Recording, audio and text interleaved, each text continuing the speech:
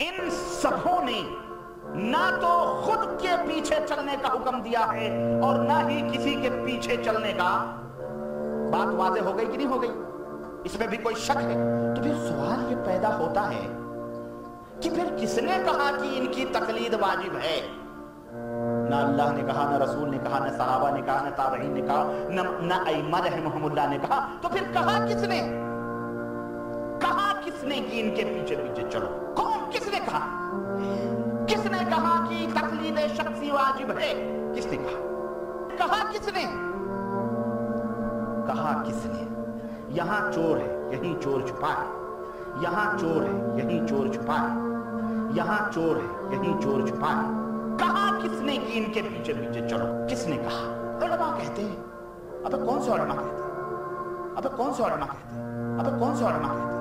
अहले इल्म का अहले इल्म है ही कौन? किसने कहा कि तकलीद शख्सी वाजिब है? किसने कहा? अइम्मा तो ये कह करके नहीं गए। तो फिर बताओ, जब इमाम दुनियाई में मना कर रहे हैं तो आखिरत में तुम्हें जन्नत में ले जाएंगे? बोलो। हमारे यहाँ बहुत सारे लोग कहते हैं कि तुम लोग तो किसी इमाम को नहीं मानते हो। जब क़यामत में अल्लाह कहेगा अपने अपने इमामों के साथ लग जाओ, तो तुम किसके पास जाओगे?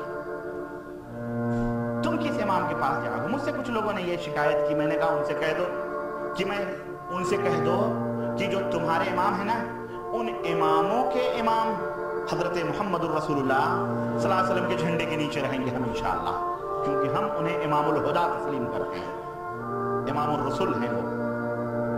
और जहां तक तुम्हारे इमामों की बात है, तो मैंने कहा हिंदुस्तान, पाकिस्तान, बांग्लादेश में इनसे कह दो कि पता नहीं इमाम साहब तो मना करके गए, भाई मेरे पीछे उछे नहीं चलना, पीछे उछे नहीं चलना। अब तुम यहाँ रट्टी लगा रहे हो, वहां तुम्हें पहचानेंगे ही नहीं इंशाअल्लाह, वो तो जानेंगे नहीं बेचारे। और दूसरी बात यह है कि तुम आपस में यही एक दूसरे को जहन्नमी बता रहे हो। अब है कि नहीं? बरेली शरीफ के लोग इनको जहन्नमी कह रहे हैं, देवबंद शरीफ के लोग इनको जहन्नमी कह रहे हैं।